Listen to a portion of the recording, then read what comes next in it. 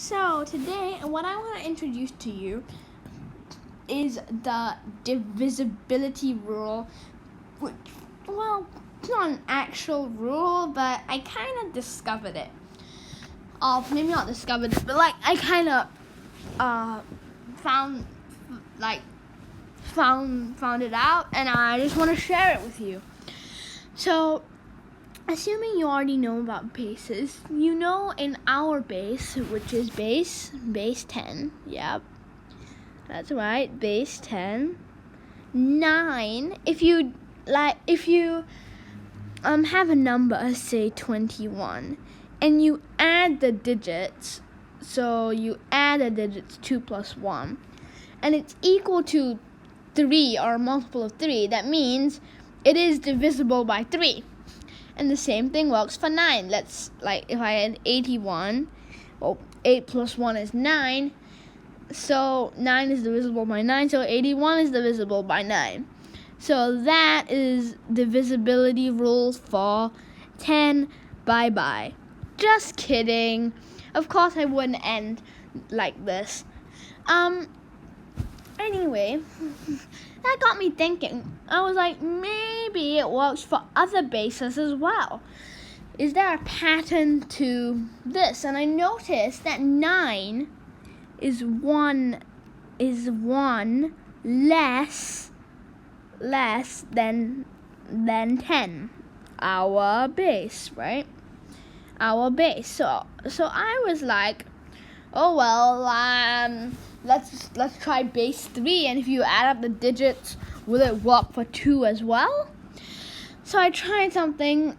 Let's say we have this number 22 in base 3, and add up the digits. You get 2 plus 2 is 4, or in base 3 you would write it as, well, in base 3, how would you write it? You'd write it as 1. 1 plus 1 is 2. So 2 is obviously a multiple of 2. So 22 in base 3 is a multiple of 2. Now let's check it. 22 in base 3 is 8 in base 10.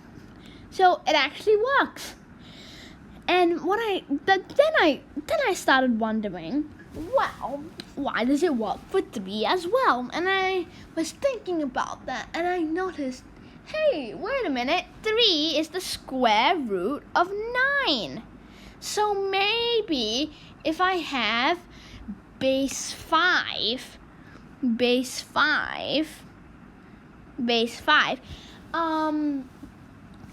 it will work for, the divisibility test will work for 4 and 2. So I tested it out. Let's see. How about 4? Okay. So 4. This number. Let's see. 4 plus 4 is 8. So it should be. 4 plus 4 in base is 8 in our base. On base 5, it would be 1, 3. How about 4? So it would be 1, 3. 1 plus 3 is 4. 4 is divisible by 2 and 4. So this one should be divisible by 2 and 4. Let's check it. 44 is actually 24 in base 10. So it works. It's divisible by 2 and 4. And I realized, hey, this works for other bases. So notice how that in base 10 there's no divisibility rule for 7, right? There's no divisibility rule for 7, so maybe if you just converted the numbers to base 8, then you could do the divisibility test for 7.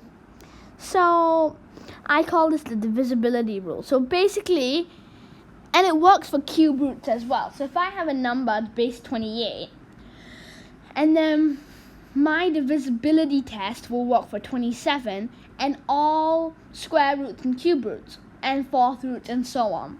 So it'll work for 3 as well. So 28 will work for 27 and 3. So I found that concept quite cool. I I hope you enjoyed this video.